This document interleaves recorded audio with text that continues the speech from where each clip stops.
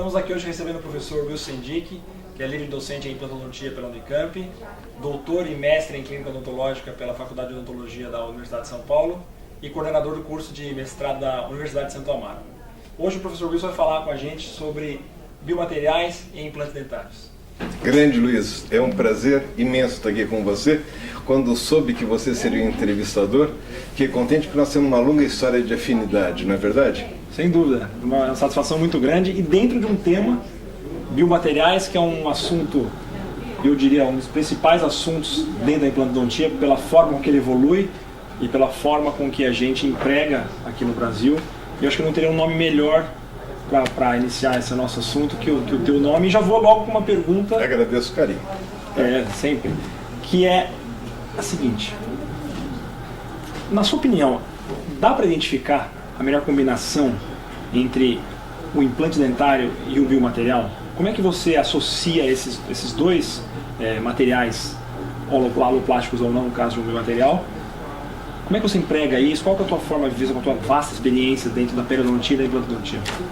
Eu acho que o papel histórico do biomaterial acaba sendo o de substituir o enxerto autógeno. O enxerto autógeno sempre foi considerado o padrão ouro dos enxertos, o enxerto ideal. Contesto. Porque se fosse o enxerto ideal, nós não estaríamos procurando biomateriais para substituí-lo. O enxerto ósseo autógeno, ele é o ideal academicamente, na histologia, na lousa. Mas, do ponto de vista prático, o enxerto ósseo autógeno machuca o lugar onde é tirado. O enxerto ósseo autógeno, ele não é estável com o tempo.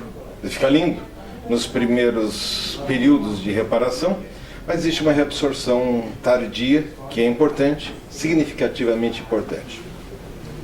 O biomaterial tem como característica o fato de você não tirar de nenhum lugar, não precisa ser colhido, não precisa ser transplantado, ele está dentro de um vidro ou de uma caixa, e o fato de que ele tende a ser estável em relação à sua colocação. Eu acho que a gente deveria pensar assim, o seu convite é super oportuno, porque nós estamos num momento de transição de biomateriais que eram razoáveis para ruins, para um momento que estamos em biomateriais que estão bons para ótimos, mas não excelentes ainda. Nós estamos num processo de evolução dos biomateriais. E os biomateriais, o espectador tem que se lembrar sempre que a conversa de biomateriais é justamente para o indivíduo que perdeu o dente, teve uma atrofia da maxila ou da mandíbula e não tem osso suficiente para colocar o implante. A combinação de biomaterial com implante é uma relação de ovo e galinha, é uma relação de onde um não existe sem o outro. Para o indivíduo que não tem osso, ele não pode ter implante.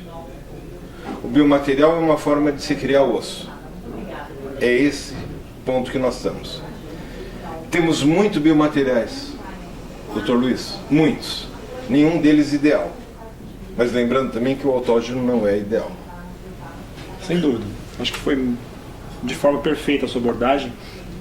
E aproveitando essa brilhante explanação tua, qual a tua posição em relação a esses biomateriais chegarem a mimetizar ao máximo o osso nativo? Você acha que algum deles é o que mais se aproxima, já que o osso autógeno você muito bem colocou, eu já aprendi muito com você nessas discussões de associação de biomaterial com o osso autógeno em reconstruções semimaxilar ou qualquer outro defeito de cavidade.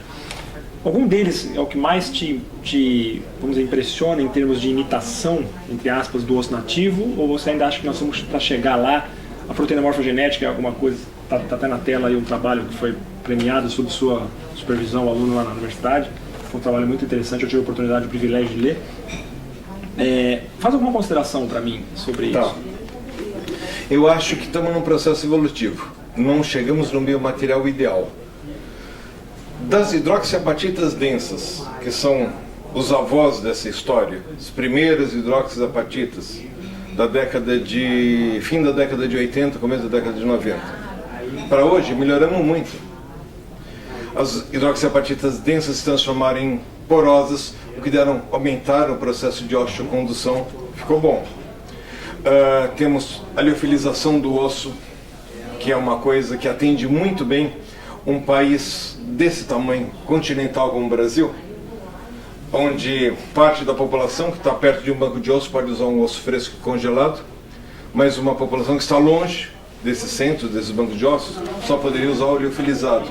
O Brasil começa a liofilizar o osso hoje. O Brasil tem alguns bancos de ossos em funcionamento de boa qualidade. O que mais chega perto do osso, como é a tua pergunta, para mim é o banco de osso fresco e congelado.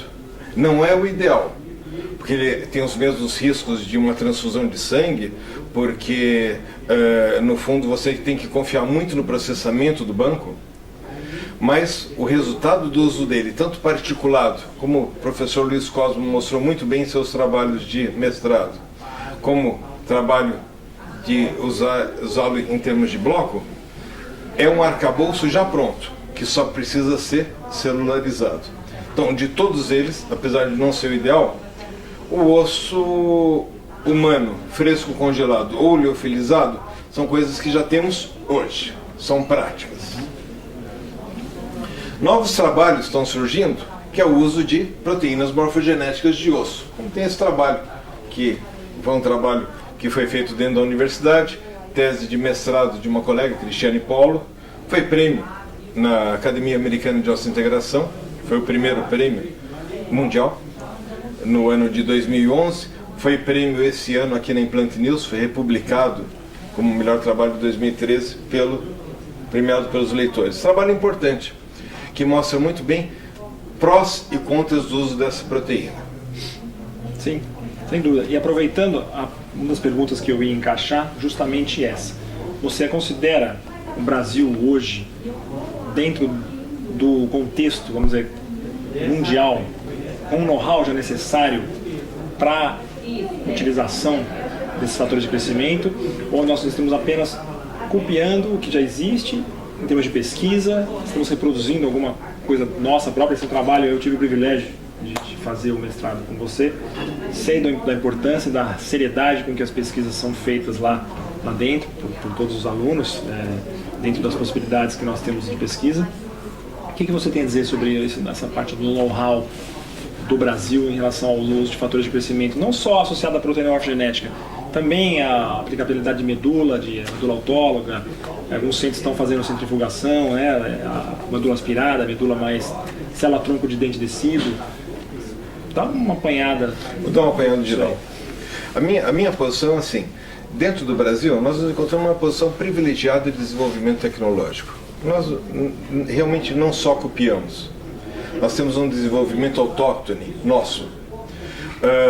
Como você falou, tem o grupo do André, um grupo importante do Eduardo, que tem trabalhado com aspiração e com medula, junto com a Unicamp, junto com a Escola Paulista de Medicina, a Universidade Federal, de São Paulo, Unifesp.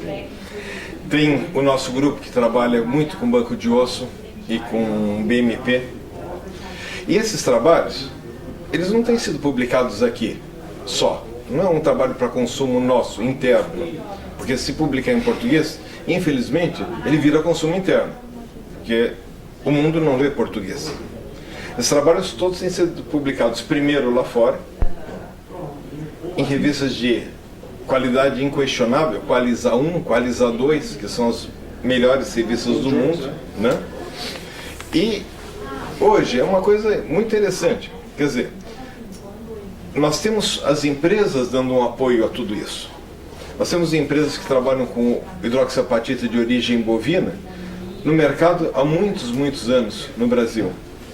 Nós temos empresas que trabalham com hidroxiapatita mineral há muitos anos no Brasil.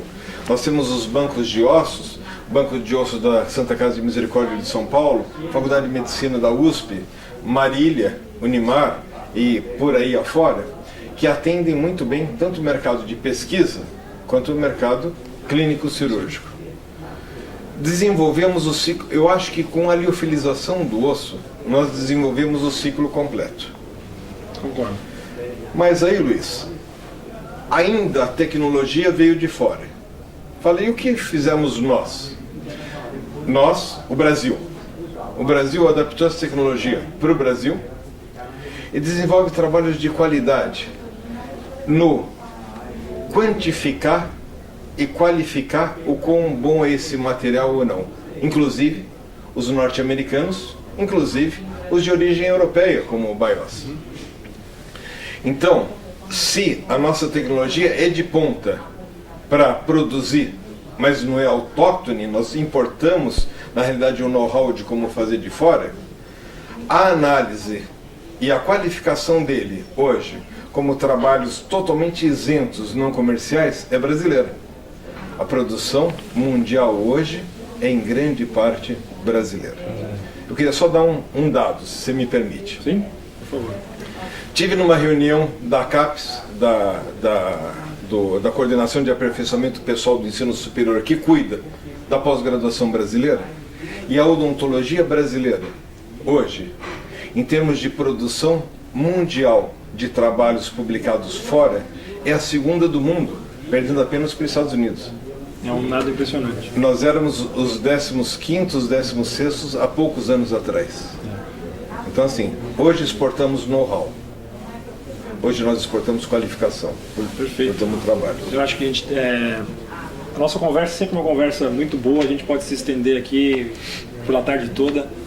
Tive o privilégio de receber o meu professor, Wilson Sendic. Abordamos a importância dos biomateriais, a evolução dos biomateriais na odontologia, combinados aos implantes, o know-how dos fatores de crescimento hoje no Brasil. O Brasil reproduz muito, é uma notícia importante que a gente teve sobre dados de publicação da CAPES.